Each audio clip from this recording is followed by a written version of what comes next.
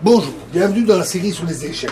Donc nous sommes dans la défense slave, D4, D5, C4, C6, et nous allons voir maintenant la variante d'échange, c'est-à-dire C prend D5 et C prend D5.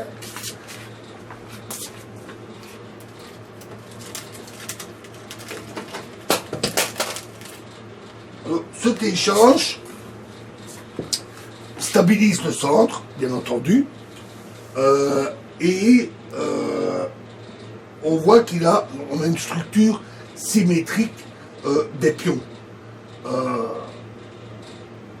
Cette variante est quand même moins riche que la variante du gambit, la variante d'échange du gambit de la dame orthodoxe, et les noirs ont donc moins de difficultés à égaliser.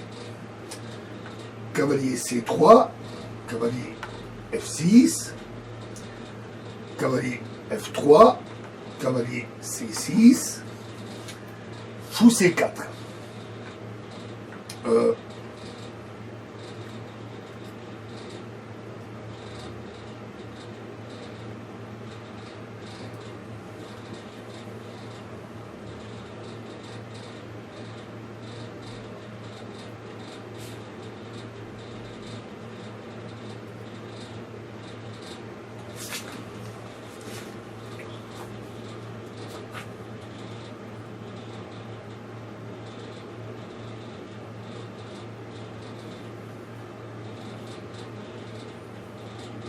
Pardon, fou F4. Fou F4. Et face à cette position, qui est une position typique de cette variante d'échange, les noirs ont plusieurs possibilités. Il y en a deux qui méritent d'être examinées plus en profondeur. Alors, nous allons voir la première maintenant. La première, c'est fou F5, une réponse symétrique. Donc la question qui se pose, on sait que les structures totalement symétriques ne sont pas nécessairement favorables aux noirs. Donc la question c'est, peuvent-ils jouer de manière aussi symétrique indéfiniment? Donc E3, protège le pion, E6, idem, et fou B5. Alors c'est une trouvaille de Botvinnik qui a quelque peu discrédité cette variante totalement symétrique. Le but n'est pas vraiment de menacer cavalier E5 en clouant le cavalier, mais plutôt de forcer l'échange en C6. Ceci afin de renforcer le contrôle des cases noires. Et d'un point de vue stratégique, le rôle du cavalier C6, qui contrôle les cases noires, est en effet plus important que le fou F1. Étant donné que le centre est stabilisé, les fous jouent un rôle un peu moins important.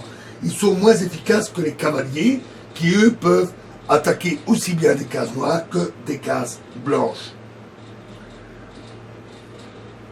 Alors, cavalier D7 qui s'oppose à cavalier E5 et en même temps décloue le cavalier ici.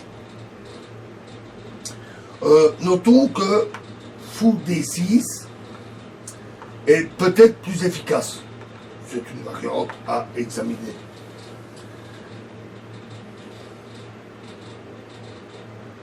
Mais en tout cas, vouloir continuer dans la symétrie serait une erreur. Fou B4, parce qu'alors cavalier E5, dame A5, et fou prend C6, échec, B prend C6, roc,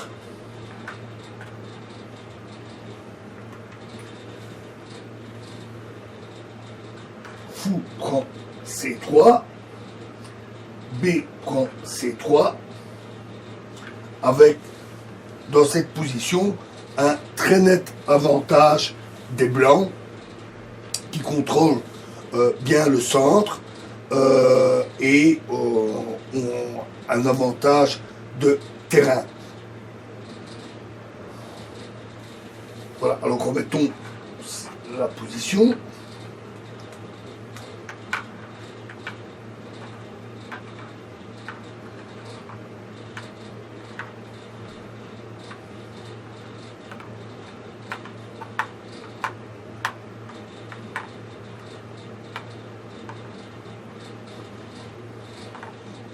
Donc nous sommes dans la défense slave avec l'échange.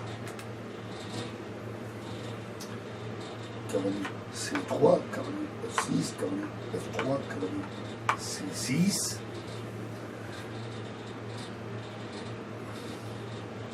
Fou F4.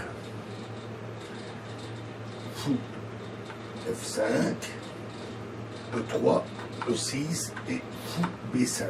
Cavalier D7.